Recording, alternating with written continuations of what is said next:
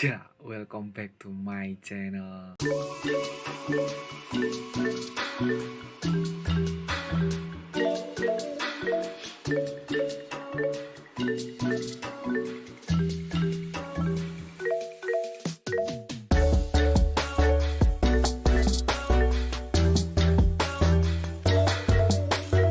Ya, hari ini teman-teman, aku pengen lanjutin video yang kemarin. Sekarang aku mau bahas tentang gimana caranya berangkat ke Jepang, magang ke Jepang lewat jalur negeri ya teman-teman, lewat jalur IM Jepang. Lah, IM Jepang ini merupakan organisasi yang dibuat di Jepang yang mempunyai kepanjangan International Manpower Development Organization Japan. IM Jepang ini udah bekerja sama dengan Indonesia sejak tahun 1993 ya teman-teman. Di IM Jepang ini persyaratan untuk magang-magangnya agak beda dengan yang swasta. Untuk video kali ini aku mau fokus bahas yang di IM Jepang aja ya teman-teman. Buat persyaratannya itu bisa dari lulusan SMA atau lulusan SMK. Tapi dari lulusan SMA itu minimal harus berumur 19 tahun 6 bulan. Tapi untuk yang SMK bisa udah 18 tahun udah bisa daftar ya teman-teman. Tapi satu yang harus diingat ya teman-teman, untuk daftar ke IM Japan ini sebaiknya, ya bukan seharusnya, sebaiknya kita lewat pelatihan dulu di LPK yang ada di kota-kota teman-teman ya, untuk belajar bahasa Jepang terlebih dahulu.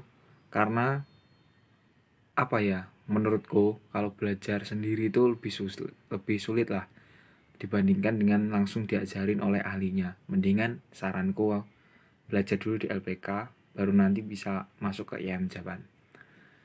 Untuk IM Japan ini prosesnya sangat panjang ya teman-teman. Berhubung ini negeri, jadi biayanya pun murah. Tapi yaitu biaya murah tapi dengan waktu yang harus ditunggu ya teman-teman. Ya sekitar berapa bulan ya, untuk pelatihannya aja 2 bulan di daerah, 2 bulan di nasional ya kan teman-teman. Jadi pelatihannya aja ada 4 bulan. Nah di tengah-tengah pelatihan itu ada yang namanya evaluasi, ada sistem gugurnya. Jadi kalau nggak lulus ya gugur. Ya, jadi teman-teman, ini aku untuk video kali ini khusus membahas untuk awal gimana syarat-syarat apa aja yang harus disiapkan sampai bisa berangkat ke Jepang lewat IM Japan. Berhubung aku dulu pernah ikut IM Japan, tapi karena aku kemarin gagal, aku pindah ke SO dan akhirnya sekarang aku udah di Jepang, makan di Jepang, ya sama aja.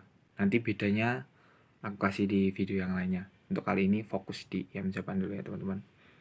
Ini dia struktur tes-tesnya di IM Jepang.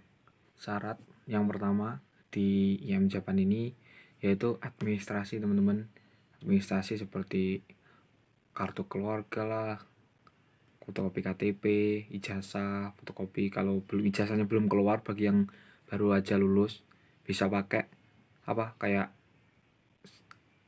surat keterangan lulus SKL. Kalau udah lulus benar-benar kan ijazahnya kan jadinya biasanya 6 bulan. Kalau belum jadi itu bisa pakai SKL dulu. Untuk persyaratan umurnya teman-teman, tadi udah di depan udah dibahas. Untuk yang SMA lulusan umur 19 tahun 6 bulan minimal, dan yang SMK 18 tahun udah bisa masuk ke IM Japan.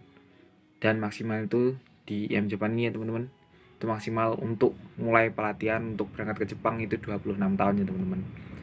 Gak tahu kenapa, mungkin kalau udah tua kinerjanya juga beda, tenaganya udah beda sama yang muda. Dan yang kedua ini tes matematika ya teman-teman.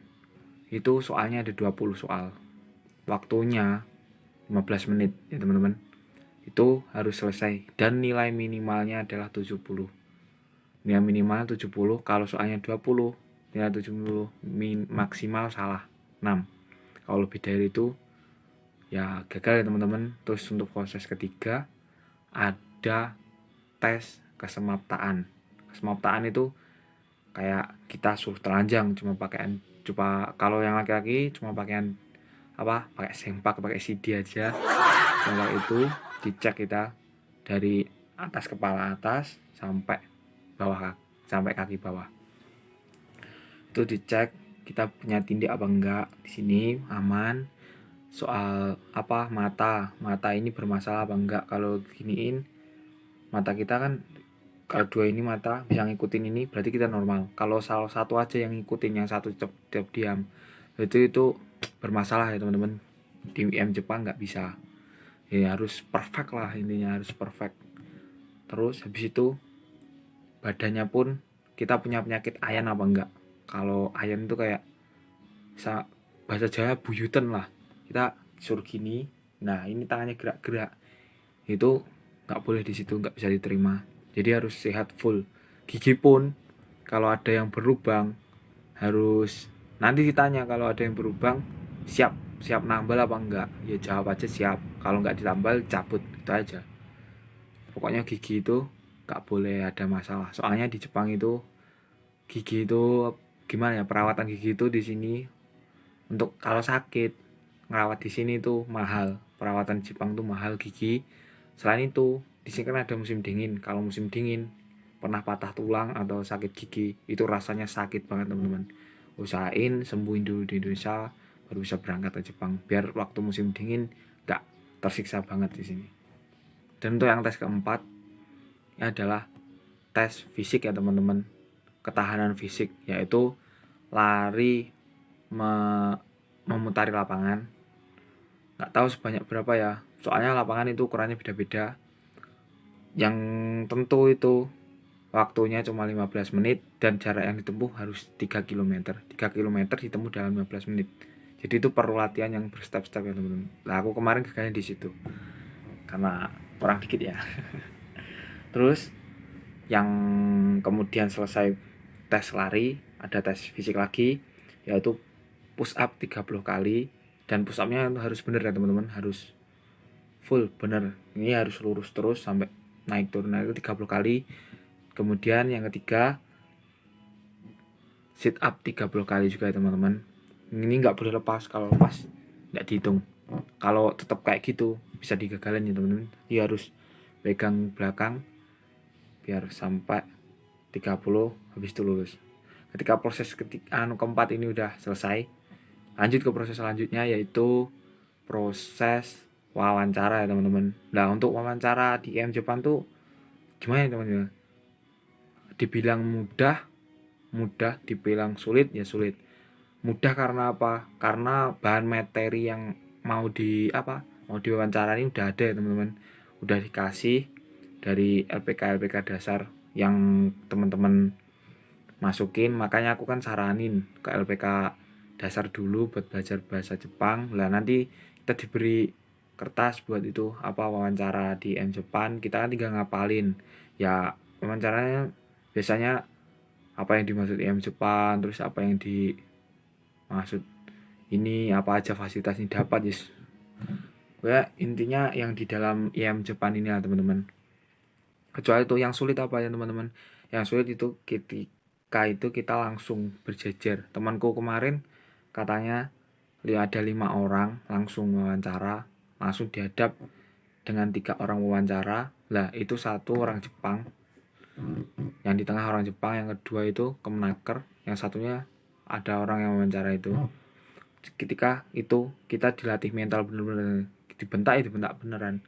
Ya kita jawab dengan tegas ya, pokoknya jangan sampai lupa lah, tegas, harus jawab dan jujur, jangan bohong ya teman-teman, karena kelihatan orang bohong sama orang jujur itu bisa kelihatan.